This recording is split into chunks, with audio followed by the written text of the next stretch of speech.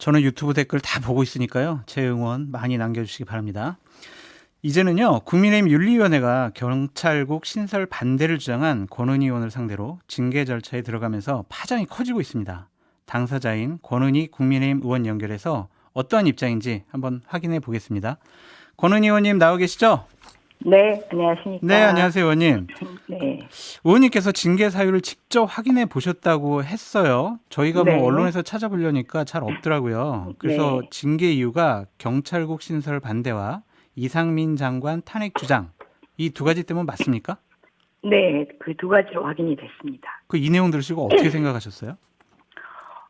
국회가 그 상임위를 열어서 네, 정부에 현안 질의를 하고 또 본회의에서 대정부 질문을 하고 정기국회에서 국정감사를 하는 건 모두 네, 국회가 행정부를 견제 감시하는 그런 권력 분립에서의 역할이 있기 때문인데요. 그럼요. 예, 그 경찰국 신설이라는 행정안전부의 정책이 이 현행 정부조직법상 네, 행정안전부의 소관 업무가 아님에도 불구하고 추진한다, 즉 위법 사항이 있다라는 부분들을 어, 논거로 제시하면서 정책에 대해서 반대 의견을 낸 거는 네, 국회라면 국회의원이라면 당연히 해야 될 국회의 본질적인 역할인데 그렇죠. 이 두 가지 사유가 징계 사유, 이 두 가지 사유를 징계 사유로 삼았다는 얘기를 듣고, 네. 이 사람들이 국회의 기능을 부정하나? 이런 생각이 들었습니다. 좀 경찰국 신설 반대를 지금 네, 국민의힘이나 윤석열 대통령께서 밀어붙이기식으로 아주 강하게 의지를 갖고 하고 있잖아요. 근데 이러한 네. 상황에 대해서 반대한다라는 게 심리적으로 상당히 좀 부담되지 않으셨나요? 심리적으로 부담이 될 이유가 없는 게, 이게 네, 명백히 이 90년 12월에 정부조직법을 개정할 때 네, 정확하게 경찰의 중립성을 확보해야 된다. 중립성을 훼손하는 가장 큰 이유가 내무부 장관 소관으로 이 치안 사무를 두고 있기 때문이다라고 원인 진단을 하면서 법을 개정을 했었거든요. 네, 네, 국회의원이라면 당연히 이 법률이 존중되도록 해야 되는 네, 그런 의무가 있는 것이기 때문에 네, 당연한 의무 사항으로 네. 그렇게 진행을 했던 겁니다. 근데 윤리위원회에서는 단순한 음. 의견 개진이 아니라 제명을 위해 일부러 해당 행위를 했다고 보고 있다. 일부 언론에서는 이런 보도도 나오는데 의원님 어떻게 생각하세요? 뭐 일부러라는 말 자체에는 어폐가 있는 것 같고, 네, 왜냐하면 정책에 대한 찬반 의견은 말씀드렸다시피 당연히 국회가 해야 되는 일이고, 이거를 윤리위에서는 해당 행위로 봤다라는 의미인 것 같은데, 네, 예, 해당 행위라는 의미가 당해에 뭐 극히 유해한 행위 뭐 이런 의미입니다. 네.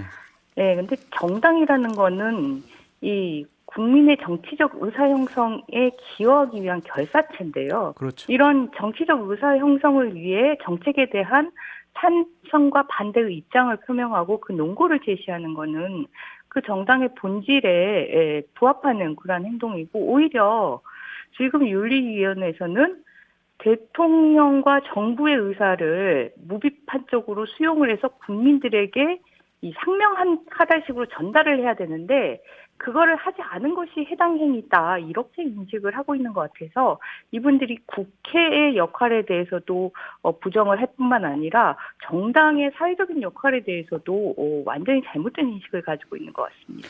근데 윤리위원회에서는 그냥 네, 경찰국 신설 반대, 이상민 장관 탄핵 주장 이 두 가지 이유 때문이라고 계속 얘기를 하고 있지만 네, 원래 의원님께서는 국민의힘과의 합당을 반대하시지 않았어요? 그리고 국민의힘과는 다른 노선을 계속 걷고 오셨는데 그 네. 부분에 대해서 좀 괘씸죄 같은 게 작용했다라고 생각하지 않으세요? 뭐 개인적으로 괘씸하다라고 생각하시는 분도 있을 수 있죠. 예. 근데 그 개인적인 그런 그 사감을 뭐 징계 사유에 반영을 시키는 것 자체가 네, 그건 완전히 사당화인 거죠. 그렇죠. 예. 해당 항이나 품위 유지 조항과는 상관이 없다라고 지금 의원님 말씀하시는데 윤리위는 지금 왜 정말로 의원님의 징계를 시작했다고 의원님 판단하고 계세요? 그러면? 그래서 워낙 느닷없어서 네, 정말 아닌 밤중에 전혀 그 느닷없는 그런 통보를 받았는데, 그 이유는 정확하게 파악이 안 되는데, 다만 저에 대한 징계의 효과를 생각해 보면, 일단은 그 당에 대해서 이견을 얘기하는 거에 대해서 주저하는 네. 그런 심리, 자기 검열을 좀 강화시키는, 그러한 효과를 볼 수 있을 것 같고, 네. 저를 징계한 그 본보기로 삼아서. 또 하나는 지금 뭐 전당대회의 분위기가 서서히 형성이 되고 있는데, 내부적으로 네. 당대표 후보들이 그 저의 징계에 대한 입장 표명을 함으로써 네. 그 당대표 후보가 당을 얼마나 철저하게 어, 대통령과 정부에 종속시킬 것인지에 대한 의지를 확인하는 뭐 네. 그러한 감별지 정도로 하지 않을까, 그런 생각이 듭니다. 뭐 의원님 윤리위원회에서 징계 절차가 시작됐다라는 결정이 나고 나서 혹시 네. 국민의힘 쪽에 계신 의원분들이 아유 권 의원 괜찮아, 아유 힘내 이런 분들이 혹시 계시나요? 국회의원들이라면 다들 네. 사실 이와 관련해서 황당하고, 네. 이게 징계 사유가 되냐, 네. 뭐 윤리가 지금 그 정상적인 판단을 하는 거냐, 뭐 이런 그 인식을 가지고 계시고, 그런 입장을 전달해 주시는 분들이 있으시죠. 네. 의원총회 참여하면은 좀 네. 불편하지 않으세요? 이렇게 다른 의원들의 뭐 어떤 눈빛이라든지 아니면은 당 지도부가 하는 여러 가지 정책이나 노선과 관련해서 의원님이 마음에 안 들거나 좀 반대하는 입장을 갖고 계시는 부분들이 많이 있잖아요. 그런 것들에 대해서 좀 불편하지 않으신가요? 국민의힘이라는 이상하게, 플랫폼에서 잠깐만요. 예, 국민의힘 예. 플랫폼 안에서 의원님이 활동하시는 게 어떠세요, 지금? 이상하게 의총에서 네. 정책 의총이 별로 없더라고요. 그러니까 어. 뭐 경찰국 신설과 관련해서 뭐 그렇게 얘기를 한다든지 그런 부분이 없어서, 특별히 뭐 의총에서 진행되는 거에 대해서 네. 뭔가 의견 형성을 강하게 할 만한 상황이 아니었는데, 다만 네. 그 지난번 의총에서 지금이 비상 상황이냐에 대한 그런 해석을 하는, 그래서 네. 비대위로 가기 위한 교두보로 의총의 의견들을 모으는 그런 그 과정이 있었는데, 네. 그 과정 자체는 상당히 좀 불편하더라고요. 의원님께서 직접 일단 공개적인 발언 같은 건 한 적이 없어요? 당시 상황에서 공개적인 발언을 한 의원 자체가 네.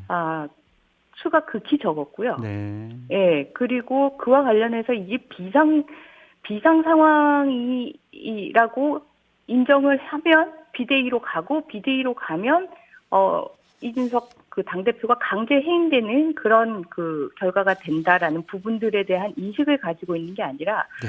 지금 현재 당이 위기냐, 이런 부분들을 가지고 처음 그 의견 형성이 됐기 때문에, 위기는 위기죠. 근데 네. 위기는 위기인데 이게 비대위를 출범시킬 만한 지금 그런 유권 해석 상황이고, 그리고 그 결과 이준석 당대표가 강제로 해임된다, 이런 프로세스 중에 하나로 이 의총에서 의견을 모으는 부분들이다. 이런 정확한 정보 제공이 되지 않은 상태에서 네. 그냥 그 진행되는 부분들에 대해서는 조금 익숙하지는 않았습니다. 그러시겠네요. 그 이준석 전 대표가 법적 대응을 하고 있고요. 탄원서까지 네, 쓰면서 파장이 커지고 있잖아요. 이준석 네. 전 대표의 윤리 추가 징계 가능성이 좀 언급되고 있는데요.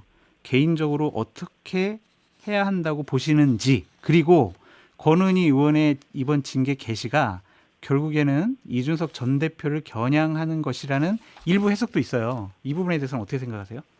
음, 일단은 그 이준석 전 대표의 법적 대응에 대해서는 네, 이 당내 민주주의가 심각하게 위협받은 상황에서 법적 대응이 당연하고, 네, 또한 책임 있는 자세다, 이렇게 네, 보고 있습니다. 네, 아, 이와 관련해서 네, 당이 정상성을 회복하기 위해서는, 또 당내 민주성을 회복하기 위해서는 이 전당대회를 내년 1월 이후, 네. 그러니까 당원권이 회복된 이후에 1월 이 6일이죠.